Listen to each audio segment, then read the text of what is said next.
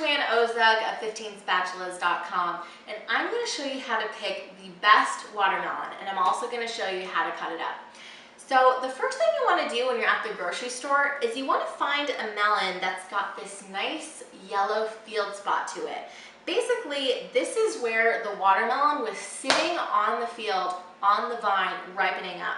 So the darker the color, the longer it was on that vine, getting nice and sweet. So you want this nice dark creamy yellow color. If your watermelon has got a white spot, or if it doesn't even have a spot at all, you want to pick a different one because that's going to mean it's underripe. So the next thing I look for is I want a nice regular shape.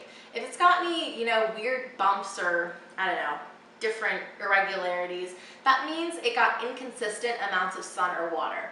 And then the last thing I look for is I pick out a couple watermelons of the same size and I just see which one is the heaviest for its size. Because basically, a heavier watermelon means it's going to have more water, or in other words, it's going to be juicier. So those are the things that I look for when I'm picking out a watermelon.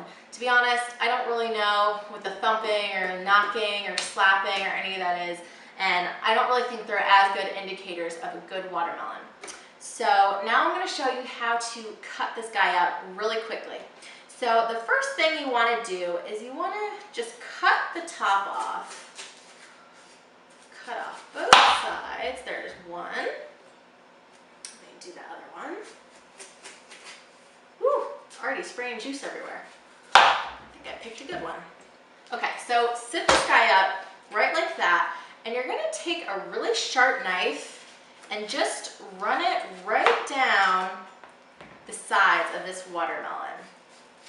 And by the way, if you have never had pickled watermelon rind, you're going to want to save these because it is so good. The first time I tried pickled watermelon rind was at a restaurant called 29 South, and they have this crab cake with pickled watermelon rind appetizer, and it is so good. And it's really unexpected too. I mean, for the longest time I've just been throwing it away. I mean, who knew it could be so delicious? Okay, so I'm just going to keep going around. Alright, so basically you just want to kind of spend some time trimming up all this rind and just expose the pink part. So I'm going to keep doing that. Alright, so I've just spent about a minute or two cutting off all of this watermelon rind from my watermelon, just so I got the nice, delicious pink part.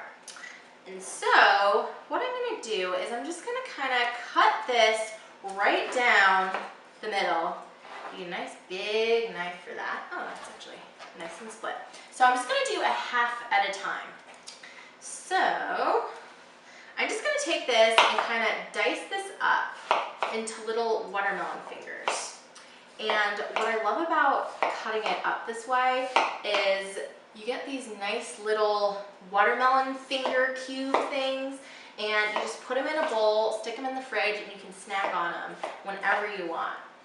And the other thing I like is you can take these little cubes and you freeze them and you blend them up with some mint and some lime juice and some simple syrup, and you get these really tasty watermelon mint slushies. And the great part about it is that you're not diluting it with any ice cubes, because this is your ice cube basically.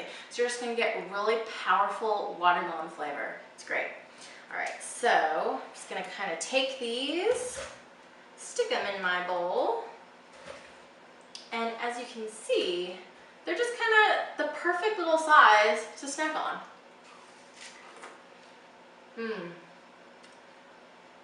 This is a good watermelon. It's so sweet and juicy.